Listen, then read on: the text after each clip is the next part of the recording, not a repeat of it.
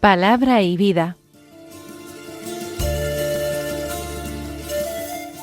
Con el padre Manuel Horta, desde Sevilla.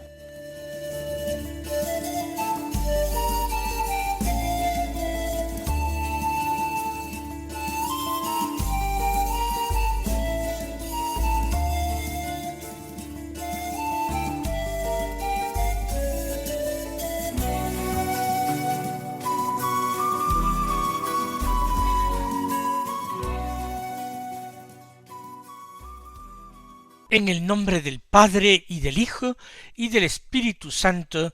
Amén. Alabados sean Jesús y María.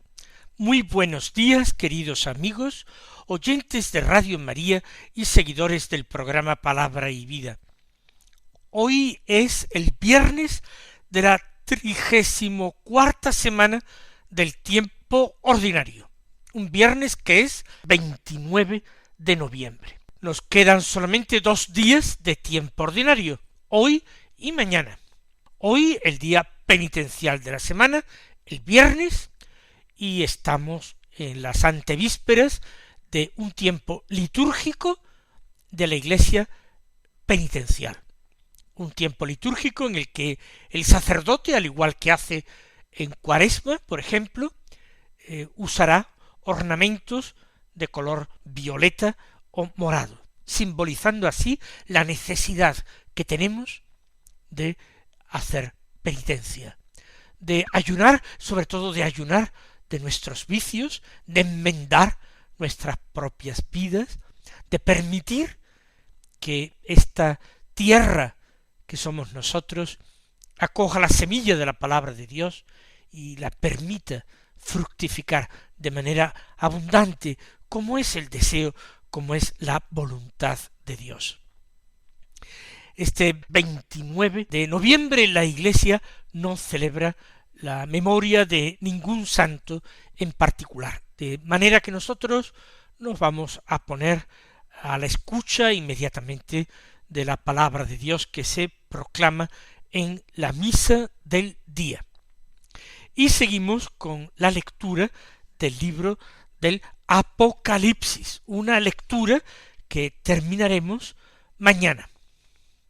Hoy estamos ya en el capítulo 20 y vamos a leer de este capítulo 20 los versículos 1 al 4 y después el 11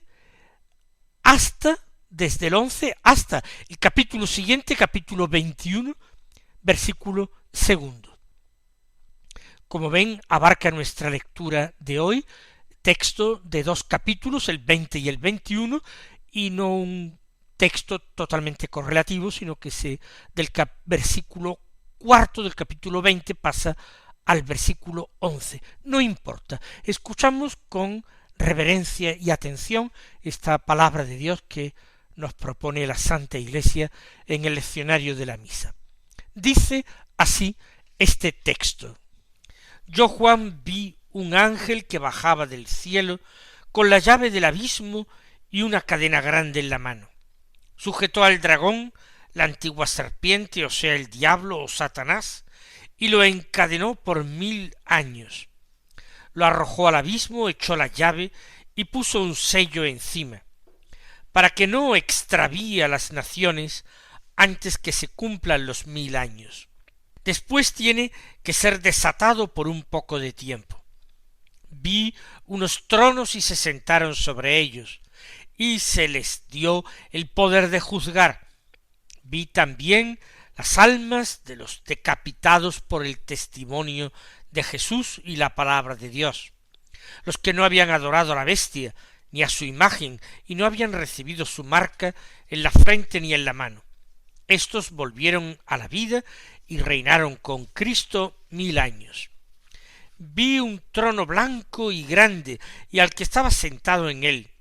De su presencia huyeron cielo y tierra, y no dejaron rastro. Vi a los muertos, pequeños y grandes, de pie ante el trono. Se abrieron los libros, y se abrió otro libro, el de la vida. Los muertos fueron juzgados según sus obras escritas en los libros. El mar devolvió a sus muertos, muerte y abismo devolvieron a sus muertos, y todos fueron juzgados según sus obras. Después muerte y abismo fueron arrojados al lago de fuego. El lago de fuego es la muerte segunda. Y si alguien no estaba escrito en el libro de la vida, fue arrojado al lago de fuego, y vi un cielo nuevo y una tierra nueva, pues el primer cielo y la primera tierra desaparecieron, y el mar ya no existe. Y vi la ciudad santa, la nueva Jerusalén, que descendía del cielo de parte de Dios, preparada como una esposa que se ha adornado para su esposo. Mañana daremos término al libro del Apocalipsis, leyendo unos bellísimos versículos del último capítulo, del capítulo 22. En el texto de hoy, mucho más largo, nosotros no podemos encontrar una clave que nos suministre el sentido pormenorizado de cada una de las realidades que se describen. Recuerden algo que yo dije al comienzo de estas lecturas del libro del Apocalipsis, y que era que se trata de la revelación de Jesucristo a su iglesia a través del vidente Juan, de cosas que han de suceder, pero que las realidades solamente se comprendían bien, se entendían después de acontecidas, después de ocurridas, porque la realidad y la historia lleva su ritmo, y la interpretación no sabemos qué tipo de interpretación es la más adecuada. Conforme llegamos al final del Apocalipsis, se está refiriendo el vidente a acontecimientos más alejados, más futuros. Está hablando ya del final de los tiempos. Por tanto, no entremos en conjeturas, en suposiciones, captemos el mensaje espiritual sin querer jugar a ser nosotros unos adivinos. Juan dice que vio un ángel que bajaba del cielo. De nuevo, ángeles que bajan del cielo, es decir, traen una revelación de Dios, traen un mensaje. Traía este ángel la llave del abismo y una cadena grande en la mano. ¿Por qué? Porque las fuerzas del mal están desatadas. En el término final de la historia, se deja al diablo hacer un último esfuerzo, una última intentona para someter a los hombres y acabar con la fe en Cristo y derrotar y aniquilar a la iglesia esposa de Cristo.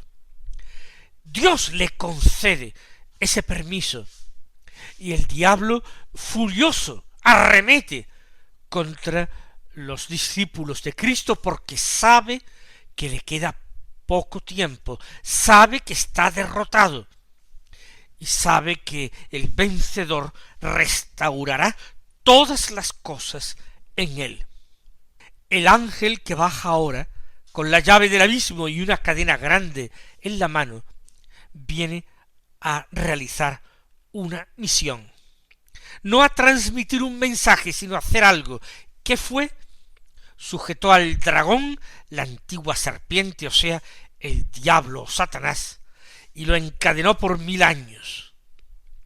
Es decir, se le impide seguir realizando esa obra destructiva, verdaderamente venenosa, para conseguir la infelicidad, el dolor, la desgracia y la muerte de los hombres a los que tanto envidia.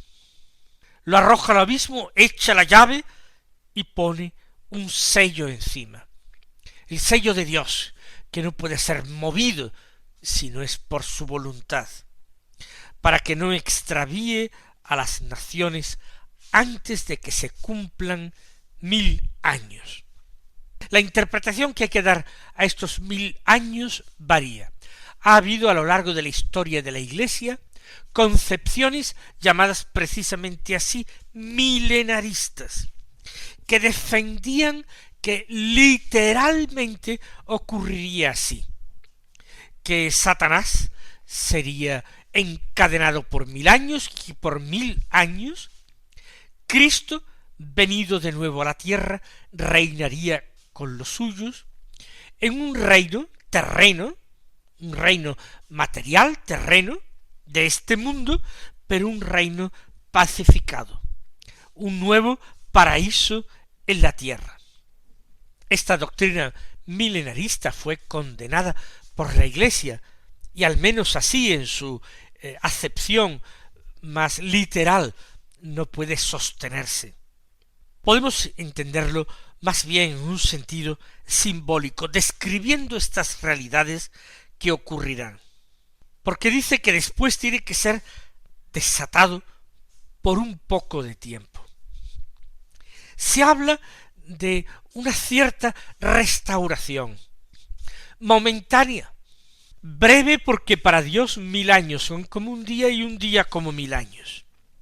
Después será desatado por un poco de tiempo. Tendrá la ocasión de dar un último coletazo.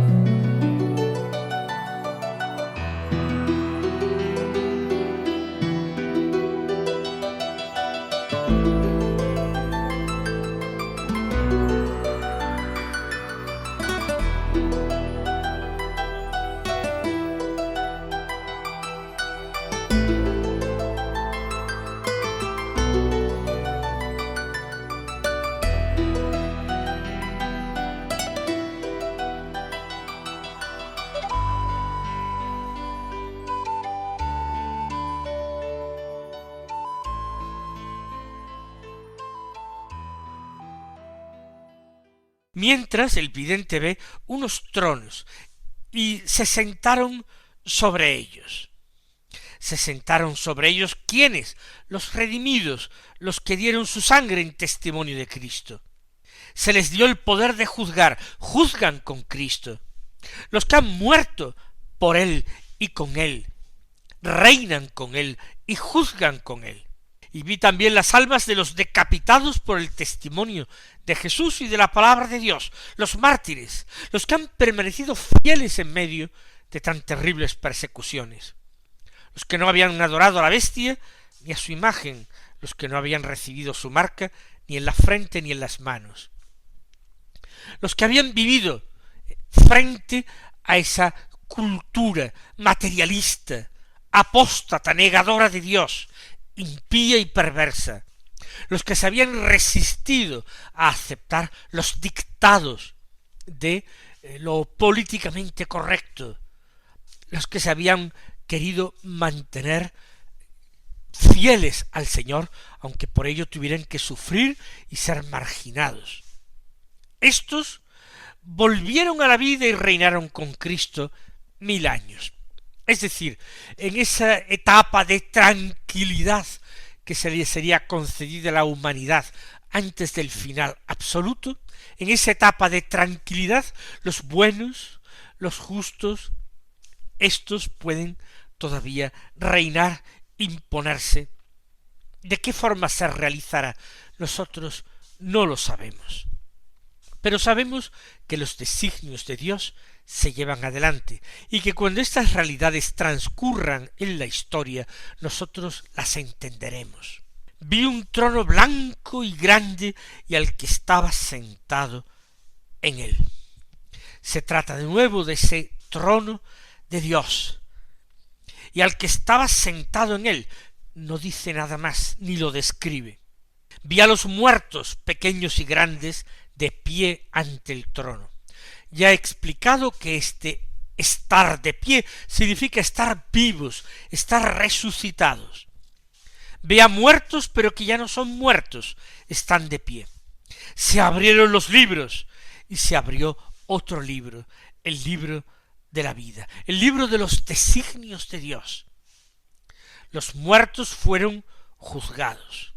En el libro de la vida, los ángeles anotan todo lo que los hombres realizan en su vida, lo que es digno de premio o digno de castigo. Por supuesto, es en una manera simbólica que nosotros decimos esto. Quiere decir que para Dios no hay nada oculto y que Dios no olvida nada.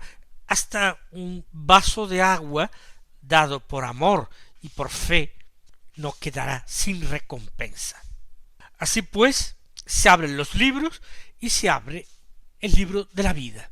Ahora los muertos comparecen y lo que ellos han hecho o dejado de hacer está allí, escrito, patente, evidente, es conocido.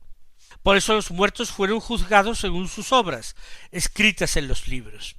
El mar devolvió a sus muertos. Se trata no solamente de los ahogados que han perecido víctimas de los naufragios, por ejemplo, sino el mar, recuerden ustedes, que es un símbolo del mundo opuesto a Dios. La muerte y el abismo devuelven a sus muertos, no tienen ya potestad. Las fuerzas del mal no tienen potestad para retener a los hombres con ellas, para retenerlos en la muerte. Los tienen que devolver, y todos fueron juzgados según sus obras, y después muerte y abismo fueron arrojados al lago de fuego. Es decir, la muerte y el abismo desaparecerán. Fueron algo transitorio, algo que trajo el pecado del hombre, pero ya se ha puesto punto final a la historia. El pecado ha recibido su condena y su castigo. La muerte y el abismo son arrojados al lago de fuego, que es la muerte segunda. Y si alguien no estaba escrito en el libro de la vida, fue arrojado al lago de fuego. Los que están escritos en el libro de la vida son los hallados dignos de reinar con Cristo. Y termina este texto que hemos leído hoy con unas hermosísimas palabras que infunden en nuestra alma la esperanza. Vi, dice Juan, un cielo nuevo y una tierra nueva, pues el primer cielo y la primera tierra desaparecieron y el mar ya no existe. Es el momento de la nueva creación. Dios que interviene como en los primeros momentos para crear una realidad nueva. Por eso se le llama mundo nuevo, cielo nuevo, tierra nueva. El mar ya no existe, quiere decir el mal ya no existe. Los hombres no son rebeldes, han sido probados, han sido hallados dignos. Y vi la ciudad santa, la nueva Jerusalén, que descendía del cielo de parte de Dios.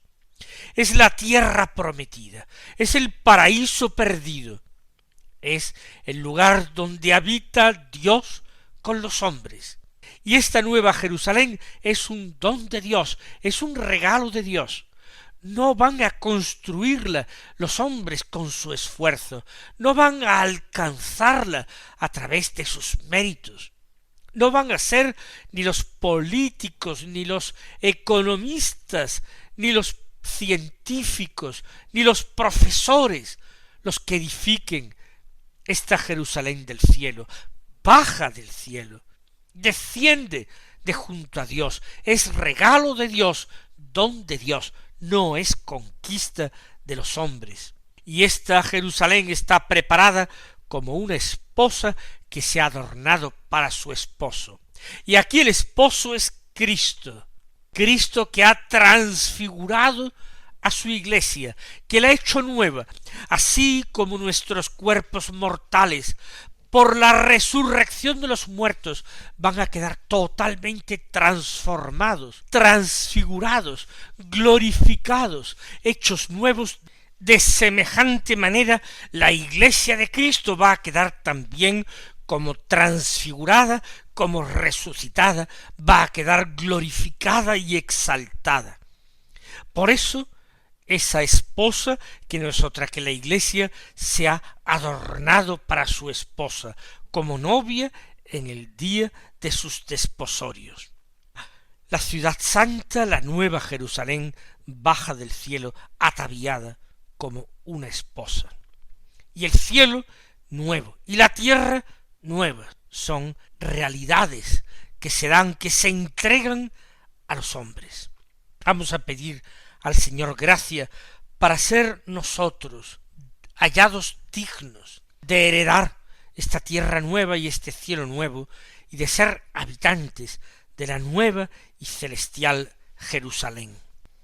Terminemos, siquiera brevemente, con la escucha del Santo Evangelio, según San Lucas, capítulo 21, versículos 29 al 33, que dicen así: En aquel tiempo dijo Jesús a sus discípulos una parábola: Fijaos en la higuera y en todos los demás árboles. Cuando veis que ya echan brotes, conocéis por vosotros mismos que ya está llegando el verano. Igualmente, vosotros, cuando veáis que suceden estas cosas, sabed que está cerca el reino de Dios. En verdad os digo que no pasará esta generación sin que todo suceda. El cielo y la tierra pasarán, pero mis palabras no pasarán. Estamos en los discursos escatológicos de Jesús al final de su vida, la última enseñanza en Jerusalén. Pone el Señor una comparación: higuera o cualquier otro árbol. Cuando nosotros vemos los brotes, nos damos cuenta de que se acerca la estación del verano. Pues bien, el Señor ha enseñado y revelado mucho acerca de los signos que precederán su segunda venida en gloria, la parusía. Está invitando el Señor a un juicio y a una atención. De la misma manera que uno se fija en los signos que se producen en la naturaleza, que se fijen en estos signos que se producirán en la historia para discernir la cercanía del reino.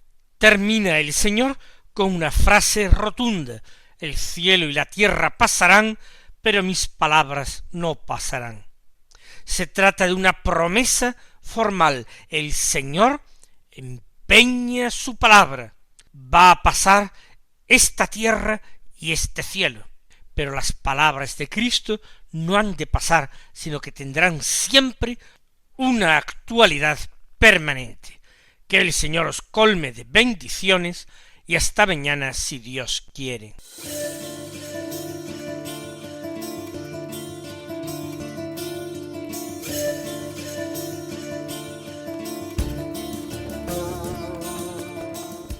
Han escuchado en Radio María Palabra y Vida, un programa que dirige el Padre Manuel Horta.